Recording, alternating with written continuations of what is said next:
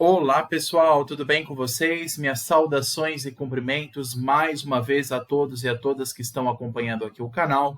Mais uma vez, professor Lucas, continuando a nossa jornada, a nossa análise, de questões de OAB para a primeira fase.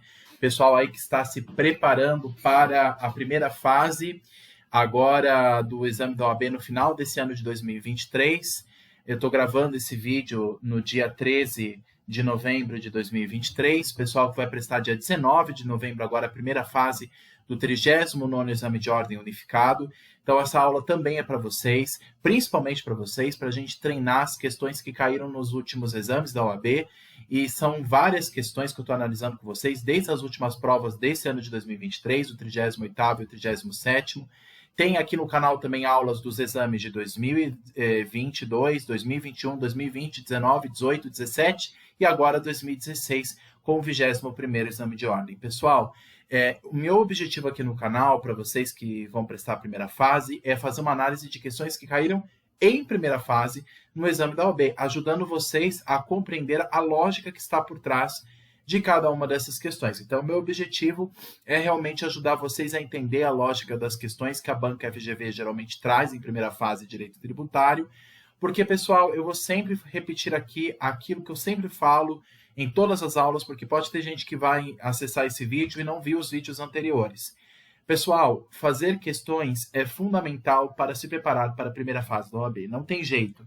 Para passar na primeira fase da OAB, não existe outra alternativa a não ser resolver questões e compreender como a banca FGV pergunta o direito tributário e quais são os temas que ela mais gosta de perguntar em direito tributário. Então, o pessoal que está me acompanhando aqui vê que tem várias questões nos últimos exames que perguntam sobre espécies tributárias, sobre prescrição e decadência, sobre execução fiscal, sobre competência tributária, princípios tributários. Então, tem vários temas que a banca FGV gosta muito de perguntar. E tem questões que ou não são iguais, ou se não são iguais, são muito parecidas umas com as outras. Então, procurar a resposta fica muito mais fácil. Então, é importante que a gente analise cada uma dessas questões, tudo bem? Hoje, como eu falei para vocês, eu peguei um exame que caiu em 2016, no final desse ano de 2016, que foi o 21º Exame de Ordem Unificado, organizado pela banca FGV, e foi a prova tipo 1 que eu peguei, que é a prova de cor branca. Embora nós temos as outras provas de cor amarela, azul e verde, cada uma com uma sequência diferente de questões. Aqui elas vão da questão 25 a 28. São 4 questões, 25, 26, 27 e 28. Mais ou menos ali na metade da prova.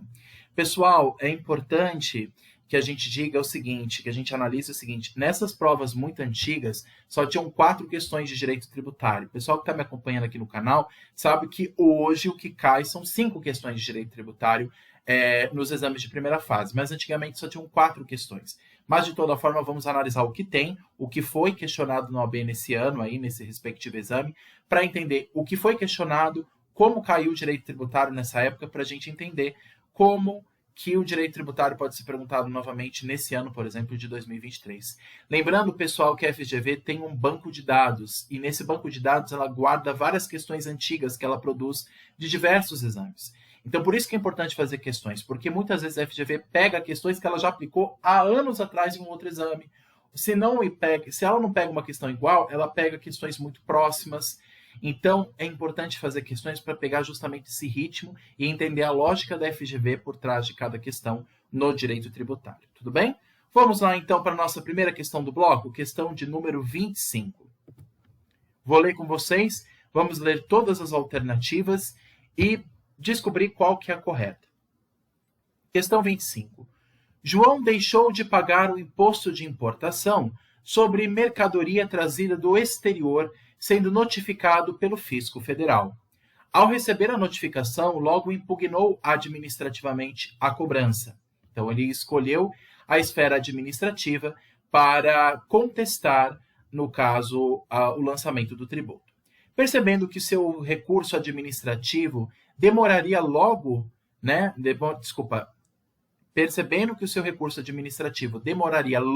tempo para ser apreciado e querendo resolver a questão o mais rápido possível, propõe ação anulatória para discutir matéria idêntica àquela demandada administrativamente. Então, ele escolheu a esfera judicial junto com a esfera administrativa. E isso é um problema porque nós sabemos. A esfera judicial eu sempre posso acessar. Inclusive, o artigo 5º da Constituição garante aquele princípio que é o princípio da inafastabilidade da tutela jurisdicional. O que isso significa? Que eu posso acessar o Poder Judiciário quando eu quiser, mas a esfera administrativa não é assim. Se eu recorro na via judicial, eu anulo a esfera administrativa. Ou eu só recorro na esfera administrativa, ou não tem jeito. Agora, se eu perco na esfera administrativa e recorrer na esfera judicial, aí pode. O que não pode é fazer concomitantemente uma com a outra. Então, com base nesse relato, assinale a alternativa correta. A alternativa A diz o seguinte: haverá o sobrestamento da ação anulatória até que seja efetivamente apreciada a impugnação administrativa. Questão B. A medida judicial será indeferida devido à utilização de recurso na esfera administrativa. Questão C. A propositura de ação judicial sobre matéria idêntica àquela demandada na esfera administrativa não constitui em desistência de tal esfera. E a questão D de dado diz o seguinte: a concomitância de defesa administrativa com medida judicial versando sobre matérias idênticas implica desistência do recurso administrativo interposto. Essa é a mais correta, a questão D. Porque é o seguinte, pessoal, lembra que eu falei para vocês o seguinte: no direito tributário nós temos dois processos. O processo administrativo e o processo judicial. No processo administrativo, o fisco, o ente fiscal, a fazenda pública, ao mesmo tempo que ela é parte do processo, ela também é o juiz, é o julgador. Na esfera administrativa, eu posso não precisar de advogado, mas existe uma desvantagem porque, mesmo eu recorrendo sozinho na esfera administrativa, quem julga é a mesma parte que você está processando. Então, o Estado, ao mesmo tempo que ele é a parte interessada em cobrar o tributo de você, ele vai ser o que vai julgar o caso. Então, você percebe que existe uma certa parcialidade. Então, tem muita gente que desiste da esfera administrativa e procura a esfera judicial direto, porque aí vai ser julgado por um outro poder, que é o poder judiciário, propriamente dito. No caso aqui, ele propôs uma ação anulatória porque o tributo já foi lançado. Tudo bem, ele quer questionar o crédito tributário. Agora, o que acontece? Eu posso fazer isso concomitantemente na esfera administrativa e judicial? Não pode. O que acontece? Eu posso me recorrer na esfera judicial e depois na esfera administrativa? Não. Se eu quiser recorrer na esfera administrativa, eu tenho que recorrer primeiro na esfera administrativa para depois recorrer na esfera judicial. Não pode haver concomitância e não pode ter prevalência da esfera judicial, porque a esfera administrativa não admite, vamos dizer assim, ser dividida com outra. Né? Então, o princípio da tutela jurisdicional não se aplica à administração pública.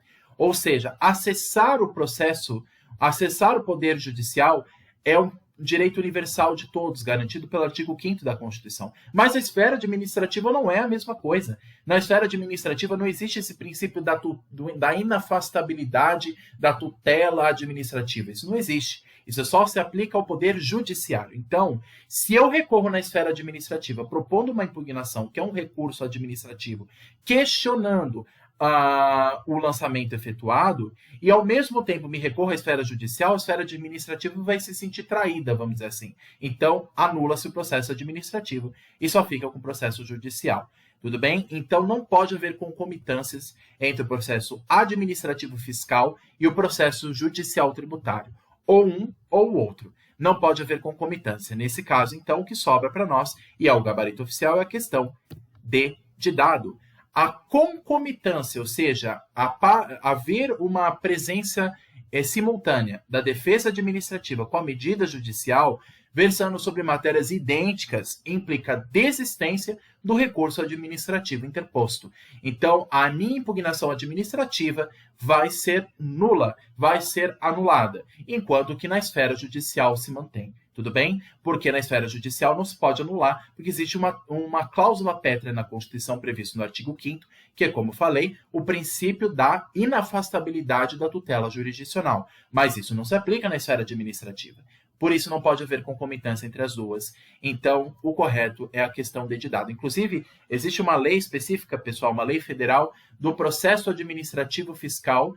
É uma lei federal que se aplica não só na esfera federal da União, aos processos administrativos fiscais que tem como parte a Receita Federal, mas também aquilo que envolve as regras gerais para os estados, municípios e o Distrito Federal. Se vocês colocarem lá no Google, né, no site do Planalto, a Lei Federal de Processo Administrativo Fiscal, lá vai ter as regras gerais. E lá vai estar escrito, inclusive, que não é possível haver concomitância entre o processo administrativo fiscal e o processo judicial. Ou um ou outro. Não pode haver os dois simultâneos. Então, a questão correta é a questão D de dado. Uma questão aí, pessoal, clássica, porque ela faz uma pergunta processual para vocês.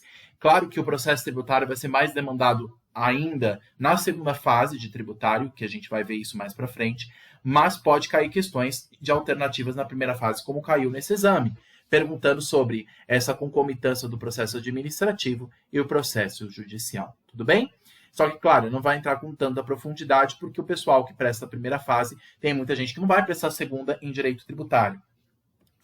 Os meandros do processo tributário vão ser mais perguntados na segunda fase. Na primeira, eles perguntam conceitos gerais, e é importante a gente ter isso em mente, tudo bem? Então, o que nos sobra é a questão D de dado. A concomitância de defesa administrativa com medida judicial, versando sobre matérias idênticas, implica desistência do recurso administrativo interposto. Tudo bem? Essa é a alternativa correta, segundo o gabarito oficial do 21º exame. Vamos lá, pessoal. Questão de número 26. Determinado Estado da Federação publicou em julho de 2015 a Lei 123 de 2015, que majorou o valor das multas e das alíquotas de ICMS. Em fevereiro de 2016, em procedimento de fiscalização, aquele Estado constatou que determinado contribuinte, em operação realizada em outubro de 2014, não recolheu o ICMS devido. Por conta disso, foi efetuado o lançamento tributário contra o contribuinte, exigindo-lhe o ICMS não pago e a multa decorrente do inadimplemento, né? A multa pela mora, pela demora do pagamento dos créditos de ICMS. Ok. O lançamento em questão só será correto se alternativa A, na questão 26, as multas e alíquotas forem as previstas pela Lei 123 de 2015. Questão B, as alíquotas forem as previstas na Lei 123 de 2015 e as multas forem aquelas previstas na lei vigente ao tempo do fato gerador? Questão C. As multas e as alíquotas forem as previstas na lei vigente ao tempo do fato gerador? Ou a questão D. As leis forem as previstas na Lei 123 de 2015 e as alíquotas forem aquelas previstas na lei vigente ao tempo do fato gerador? Pessoal, vamos tomar cuidado aqui com uma coisa, e aqui nós temos até um princípio tributário que está aplicado a essa questão. Vamos entender o que aconteceu aqui. Em julho de 2015, o Estado publicou uma lei que majorou a multa e a alíquota de ICMS. Só que em fevereiro de 2016, ele verificou que o contribuinte estava devendo. Não somente o crédito de ICMS, mas as multas também. Só que sobre fato gerador não ocorrido em 2015, mas sobre fato gerador ocorrido em 2014, antes da publicação da lei de 2015. Então, nós estamos falando aqui de um fato gerador ocorrido praticamente um ano antes da publicação da nova lei. E qual que é a regra geral que se aplica ao direito tributário? Pessoal, lembra uma coisa. A regra geral no direito tributário é a seguinte. É o princípio da irretroatividade da lei tributária. O que isso significa? Uma lei nova que surge no âmbito tributário, uma lei que surge num ano posterior ao ano do lançamento, ao ano, desculpa, do fato gerador. Então, uma lei que é publicada posteriormente, essa lei tem que ter uma vigência para frente e não para trás. A regra é essa. Publicou-se, então, uma lei nova, essa lei nova só pode ter efeitos para fatos futuros, depois da promulgação da lei, e não para fatos passados. Só há uma exceção que nós já estudamos aqui no canal, no caso de infrações tributárias. Mas aqui não está falando de infração tributária, aqui não está falando que o contribuinte, no caso, ele praticou uma infração administrativa. Mas, na verdade, olha só uma outra questão interessante. Essa nova lei que foi publicada, ela majorou, ou seja, ela aumenta a multa e a alíquota. Ou seja, ela piora a situação. Nesse caso, pessoal, a lei só retroagiria para fatos anteriores se a lei trouxesse um benefício também ao contribuinte. É basicamente como funciona no direito penal. No direito penal não tem aquele princípio reformatio in pejus, ou seja, se existe uma reforma da legislação, essa lei só retroage se for para beneficiar o réu. Da mesma forma, no âmbito tributário e administrativo, se surge uma lei posterior que trouxesse algum benefício ao devedor, essa lei iria retroagir. Mas essa lei nova trouxe algum benefício? Pelo contrário, a Lei 123 de 2015, a questão disse que ela majorou não só as multas, mas a alíquota de ICMS. Então, antigamente, em outubro de 2014, aqui como diz a questão, quando o contribuinte praticou os fatos geradores de ICMS, naquela época, a alíquota era menor e as multas também eram. Aí, depois de um ano, surge uma nova lei em 2015 que majorou as multas e a alíquota. Então, aqui nós temos uma coisa que prejudicou o contribuinte. E nesse caso, como existe uma majoração, a majoração nunca pode retroagir. A majoração tem que ser aplicada para frente. Então, ela não pode retroagir para fatos geradores que ocorreram antes da promulgação da lei. Só pode retroagir, como eu disse, se essa nova lei que surgiu em 2015 tivesse diminuído as multas e as alíquotas, que não é o que aconteceu no caso aqui da questão 26. Então, como não houve um benefício para o contribuinte, como ele majorou as alíquotas e a multa, isso vai trazer um malefício para o contribuinte. Então, a lei que se aplica era a lei onde havia na época do fato gerador, ou seja, em 2014, ou a lei nova que surgiu em 2015? Se aplica a lei anterior. Então, a questão correta, pessoal, é a questão, segundo o gabarito oficial, é a questão C de casa. As multas e as alíquotas forem as previstas na lei vigente ao tempo do fato gerador, ou seja, outubro de 2014. Naquela época, a alíquota era menor e as multas eram menores. Como eu sei disso? Porque ele falou que surgiu uma nova lei em 2015 que majorou, aumentou o valor das multas e as alíquotas. Ou seja, piorou a situação do contribuinte. Nesse caso, essa lei só vai poder valer para frente, não para trás, porque piorou a situação. Se a lei surgisse para melhorar a situação do contribuinte devedor, aí ela retroagiria. Da mesma forma que existe no direito penal uma lei posterior que beneficia o réu e ela pode retroagir, no âmbito tributário também, nesse caso de infrações, no caso da pessoa dever alguma coisa para o fisco. Mas como não foi o caso aqui da questão, como ele aumentou as multas e as alíquotas, então só se aplica com o efeito ex nunc, ou seja, para frente, e não com o efeito ex tunc, ou seja, retroagindo. Então não há. Aqui se aplica a regra geral, como nós falamos, que é o princípio da irretroatividade tributária. Se for para aumentar, já fica isso daqui, já coloca uma dica aí nas suas anotações. Se surge uma lei nova para aumentar, para majorar, para aumentar a carga tributária, para dificultar a situação do contribuinte, aí, nesse caso, a lei posterior, ela só vai ter efeito para frente, não vai ter efeito para trás. Agora, se a lei posterior tivesse melhorado a situação do contribuinte devedor, aí ela retroagiria, mesmo para fatos anteriores à promulgação da lei. No caso, o fato gerador que ocorreu em 2014. Agora, nesse caso, como piorou a situação, o que se aplica é a lei que havia na época de 2014, quando os fatos geradores foram praticados, e não a lei posterior. No caso, alternativa C. Se é para piorar a condição do contribuinte, se é para majorar o valor do tributo, então só vale para frente. Agora, se diminuísse, se melhorasse, aí ela retroage. Então, as multas e as alíquotas forem as previstas da lei vigente ao tempo do fato gerador. Essa é a questão correta, questão C de casa. Tudo bem? Então, aqui se aplica a regra geral, que é o princípio da irretroatividade da lei tributária. Questão 27, nossa terceira questão aqui do nosso bloco. Vamos lá. João, advogado tributarista, é procurado para orientar a empresa L a respeito do comportamento da jurisprudência do Supremo Tribunal Federal sobre a matéria tributária. Como assistente de João, assinale a opção que veicula enunciado com efeito vinculante em relação aos órgãos do Poder Judiciário e à administração pública direta e indireta nas esferas federal, estadual e municipal. As questões dizem o seguinte, questão A. Na entrada de mercadoria importada do exterior, é legítima a cobrança de ICMS por ocasião de desembaraço aduaneiro. Questão B, ainda quando alugado a terceiros, o imóvel pertencente a qualquer das entidades referentes no artigo 150, inciso 6, a linha C, da Constituição Federal, permanece imune ao IPTU não importando a finalidade a que os aluguéis se destinem. Questão B, ela traz uma hipótese pessoal de imunidade tributária. O pessoal que está acompanhando comigo a aula sabe que o artigo 150, ele fala no inciso 6 sobre os entes imunes.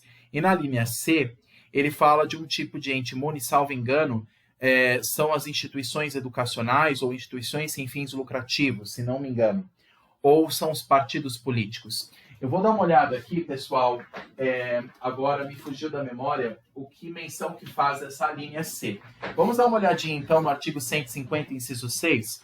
Olha lá, o 150, eu estou aqui com o meu Vademecum, dá uma olhadinha aí no seu Vademecum também. O artigo 150 da Constituição Federal, lá no artigo 150, tem o inciso 6, que diz o seguinte: utilizar tributo, inciso 6, instituir imposto sobre. A linha C, ele fala sobre patrimônio, renda ou serviço dos partidos políticos, inclusive suas fundações, das entidades sindicais, dos trabalhadores e das instituições de educação e de assistência social sem fins lucrativos, atendidos os requisitos da lei. O que acontece, pessoal? Nesse caso aqui está falando de entes considerados imunes, onde não incide imposto. Agora, se a finalidade dos bens desses entes, de partidos políticos, de agentes sociais, de instituições sem fins lucrativos, se os seus bens se destinam a finalidades opostas àquela sua finalidade fim, eles não ficam imunes. Por exemplo, no caso de partido político, pensando num partido político XYZ, partido político, ele tem o seu imóvel, ele tem os seus bens, para que ele possa funcionar. Isso é imune de imposto. Tudo bem, existe a imunidade para partido político. Agora, vamos imaginar que o partido político use o salão dele para alugar para festas. Então, um partido político usou um salão para que ele fosse alugado, gerasse renda, e esse salão é alugado para festas, para eventos que não têm finalidade política. Então, você está vendo que o imóvel está sendo usado para uma finalidade que não é a finalidade fim do partido político? Qual que é a finalidade fim do partido político? Política. E se ele está usando o imóvel dele para gerar renda, para usar como salão de festa, então ele fugiu da sua finalidade. Então, não é imune de imposto. Ele não pode fugir da sua finalidade. Os seus bens não podem fugir da sua finalidade. Vou dar um outro exemplo. Esse mesmo inciso 6, a linha C, ele fala, por exemplo, das instituições educacionais sem fins lucrativos. As instituições educacionais têm lucro? Tem. Pensando em fundações educacionais. A própria FGV, Fundação Getúlio Vargas, é uma instituição privada sem fins lucrativos, que tem a finalidade educacional. Ela tem salas, ela tem computadores, tem funcionários, tem alunos. A FGV ofere lucro? Claro que ofere. Mas é para a sua finalidade fim? Claro. Qual que é a finalidade fim da Fundação FGV, assim como qualquer fundação educacional? A exemplo da FAAP também. A finalidade educacional. Agora, vamos supor que a FGV ou a FAAP ou qualquer instituição sem fins lucrativos usasse do seu salão ou usasse das suas salas para, sei lá, fazer um aluguel para empresas que trabalham com criptomoedas ou empresas que trabalham no ramo de alimentos. Enfim, ela está ganhando dinheiro com o aluguel de imóveis seus. Espera lá, esse imóvel está sendo usado para finalidade educacional? Não, ele está sendo usado para finalidade comercial. E está gerando lucro para essa instituição educacional. Então ela está usando um bem que em tese é imune, que é o seu bem imóvel, mas para a finalidade que não é a sua finalidade fim. E qual que é a finalidade fim da instituição educacional? Educação, ensino. Se ela usa este bem para uma outra finalidade, se existe um desvio de finalidade, a imunidade tributária prevista no artigo 150, inciso 6, não se aplicará a este ente. Os entes, como eu falei para vocês, partidos políticos, assistência social, no caso, sindicatos e entidades sem fins lucrativos, eles são, em tese, imunes, eles e os seus bens, seja imóveis e imóveis? Sim. Agora, se o seu móvel ou seu imóvel é destinado para outra finalidade que não é a sua finalidade fim, não fique isento, por exemplo, de IPTU e vai ter que pagar imposto. Então, nesse caso, a alternativa B está errada. Tudo bem? Questão C. Ele está trazendo várias hipóteses aqui previstas na Constituição. Questão C. A norma legal que altera o prazo de recolhimento da obrigação tributária está sujeita ao princípio da anterioridade?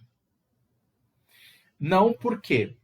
Por que não está sujeito ao princípio da anterioridade? O princípio da anterioridade ele é aplicado de maneira geral para, por exemplo, alterações da lei que majorem tributos.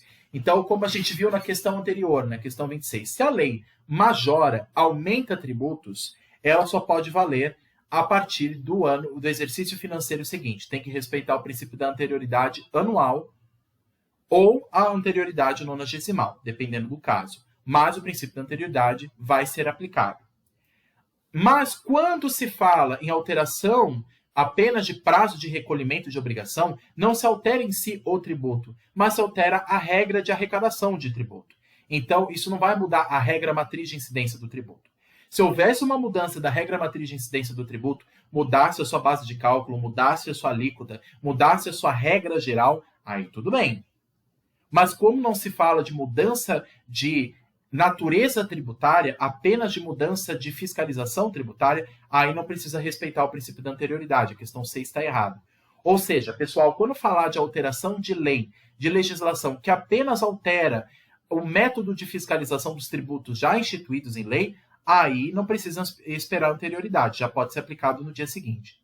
Agora, se a lei mudasse o tributo, se a lei majorasse esse tributo, aumentasse a sua base de cálculo, aumentasse a sua alíquota, alterasse a sua regra matriz de incidência tributária, aí sim tem que respeitar a anterioridade, seja anual ou nonagesimal. Mas, como não se fala de alteração da natureza do tributo, apenas no mero ato de fiscalização da obrigação tributária, aí não precisa respeitar o princípio da anterioridade. Então, a alternativa C não está certa, tudo bem? E a alternativa D, vamos ver se ela está certa, porque a A, por enquanto, nós não analisamos muito bem. Vamos lá na A depois. Questão D aqui da questão 27. Diz o seguinte, a exigência de depósito prévio como requisito de admissibilidade de ação judicial na qual se pretendia discutir a exigibilidade de crédito tributário é constitucional? Tá bem estranho, né? Vamos dar uma olhadinha na súmula vinculante 28 do Supremo Tribunal Federal? O que diz para nós a súmula vinculante 28 do Supremo? O que ela diz o seguinte? Olha só, pessoal, deem uma olhada aí, para quem não está com o Vadmecum, dá uma acessada aí no site do Supremo. O que diz a súmula vinculante 28 do Supremo Tribunal Federal? Ela diz o seguinte: é inconstitucional a exigência de depósito prévio como requisito de admissibilidade de ação judicial na qual se pretende discutir a exigibilidade de crédito tributário. Gente, essa questão D vai contra aquilo que o Supremo Tribunal Federal já decidiu na súmula vinculante 28. Lembre que, para eu propor uma ação anulatória de crédito tributário, por exemplo, o tributo já foi lançado, já houve a constituição, a materialidade do crédito tributário, da obrigação de pagar. Só que eu quero discutir esse crédito. Como é que eu posso fazer? Na esfera judicial, eu proponho uma ação anulatória de crédito tributário. Então, para propor essa ação, antigamente se exigia, mas isso não se exige mais, pela força da súmula 28 do Supremo, não se exige mais depósito prévio. Só se exige depósito prévio na parte de execução. Então, por exemplo, vamos supor que estivéssemos falando de um processo de execução fiscal, que aí já é regido pela LEF, a Lei de Execuções Fiscais, a Lei 6.830 de 80. No processo de execução fiscal, aí tudo bem. Eu quero propor uma defesa em face da execução que estou sofrendo, os embargos à execução fiscal. Para propor embargos à execução fiscal, aí eu posso colocar um depósito judicial. Tudo bem. Aliás, não só posso, como devo, né? Agora, para propor uma ação que impugna um crédito que ainda não foi executado, e estou questionando na esfera judicial, não estamos falando aqui numa parte de execução fiscal, nós estamos falando de um tributo que já foi constituído, mas ainda não executado. Então, para propor ação anulatória de crédito tributário, não é obrigatório depósito prévio. Isso, inclusive, é inconstitucional. Então, a questão D está completamente errada, porque ela vai contra a súmula 28 do Supremo Tribunal Federal. Pessoal, vocês veem que essa questão está trazendo várias hipóteses que nós já estudamos aqui no canal. Hipóteses, pessoal, que nós precisamos lembrar, porque a banca adora perguntar. Então, a questão D está completamente equivocada. E o que nos resta é a questão A. O que a questão A diz para nós? O seguinte. Então, a questão D está errada, a B e a C também. Legal. Questão A. Na entrada de mercadoria importada do exterior, é legítima a cobrança de ICMS por ocasião do desembaraço aduaneiro. Exato. Questão correta é a questão A. Por quê? Quando há o desembaraço aduaneiro, primeiro, o que é o desembaraço aduaneiro? Gente, a gente já estudou isso aqui no canal várias vezes, hein? Desembaraço aduaneiro é um ato administrativo que faz a regular entrada de mercadoria estrangeira em território nacional. Quando uma mercadoria estrangeira entra no Brasil, como é que se dá a sua regular entrada em território brasileiro? Através de um ato administrativo que é o desembaraço aduaneiro, praticado pela autoridade alfandegária, a exemplo da Receita Federal do Brasil. Então, existe um agente da Receita Federal do Brasil que está, seja nos aeroportos, nos portos, nas rodoviárias, nos postos de fronteira. Por exemplo, o posto da Receita Federal entre a fronteira entre Brasil e Paraguai, lá em Foz do Iguaçu, lá eles fazem o desembaraço aduaneiro, que é o ato administrativo para permitir a regular entrada de mercadoria estrangeira em território nacional. Isso é o desembaraço aduaneiro. Quando a mercadoria ela entra em território nacional, através do desembaraço aduaneiro, vai incidir sobre ela, além do imposto de importação, vai incidir impostos internos, a exemplo do ICMS, porque você vai circular a mercadoria no estado. Então, vai se aplicar o ICMS por ocasião do desembaraço aduaneiro. Após, só não pode ser antes. Se não há o desembaraço aduaneiro, não pode se aplicar nenhum imposto, nem mesmo imposto de importação, porque a mercadoria ainda não foi regularmente internalizada. Tá? Então, vai se incidir tributo após o desembaraço aduaneiro ou após a arrematação do produto. Vamos supor que o produto não foi regularmente importado aqui para o Brasil e foi apreendido no aeroporto. Vamos imaginar um produto que foi contrabandeado ou não foi declarado na Receita e aí ele ficou parado na alfândega, lá um produto estrangeiro, um produto importado. Caso o contribuinte não queira pagar o imposto, o que vai acontecer? Ele vai ser apreendido esse bem e vai ser levado a um leilão público. E aí o valor da arrematação, aí depois do processo de arrematação desse produto, onde ele vai ser comercializado por meio do órgão fiscal, aí sim depois é que vai se incidir os impostos sobre esse mesmo produto. Tudo bem? Então, ou após o desembaraço aduaneiro, ou após também a arrematação do produto. Mas antes disso não se incidiria o ICMS. Então, no caso, não se incide apenas o imposto de importação, que é um produto estrangeiro que está entrando aqui no Brasil, mas se incide, após a sua regular entrada, os impostos internos, a exemplo do ICMS, porque está havendo circulação de mercadoria e serviço já no território do Estado, já é de competência dos Estados. Então, na entrada de mercadoria importada do exterior, é legítima a cobrança de ICMS por ocasião do desembaraço aduaneiro. A questão correta é a questão A de amor. Tudo bem? É o gabarito oficial do 21º exame. Pessoal, aqui a questão 27 trouxe várias questões clássicas que nós várias vezes já comentamos aqui no canal. Por isso que eu falo, façam questões. Isso vai ajudar vocês a lembrar as matérias que nós já estudamos, revisando os conceitos e analisando como a banca gosta de perguntar. Tudo bem? Questão A para a 27. Tudo bem? Última questão. Questão 28. Bora lá. Se tiverem dúvidas, pessoal, deixem aqui nos comentários, eu vou respondendo vocês também. Vamos lá. A pessoa jurídica ABC verificou que possuía débitos de imposto de renda e decidiu aderir ao parcelamento por necessitar de certidão regular fiscal para participar de licitação. Claro, para participar de processo de licitação, que é o processo administrativo para ser contratado pela administração pública, ela tem que estar regularmente inscrita e deve estar com seu nome limpo com o fisco. Caso contrário, ela não pode participar de licitação. Por que a administração pública vai contratar uma empresa que está dando calote na administração? Ela tem que mostrar que ela está idônea com as questões tributárias, ou ao menos que está querendo pagar. Então, o que ela fez? Ela pediu o parcelamento do produto, o parcelamento do valor do tributo, para que ela pudesse participar do processo de licitação. Lembra, pessoal, o que é o parcelamento? O parcelamento é uma das hipóteses de suspensão do crédito tributário. Nós já estudamos sobre isso também. Então, legal. Pediu parcelamento para poder participar da licitação e assim ser emitida uma certidão para essa empresa participar. Uma certidão positiva com efeitos de negativo. Legal. Após regular a adesão ao parcelamento e diante da inexistência de quaisquer outros débitos, o contribuinte apresentou o requerimento para emissão da certidão. Com base nessa informação, o fisco deverá... O que o fisco deverá fazer aqui? Deferir o pedido, já que o parcelamento é causa de extinção do crédito? Errado.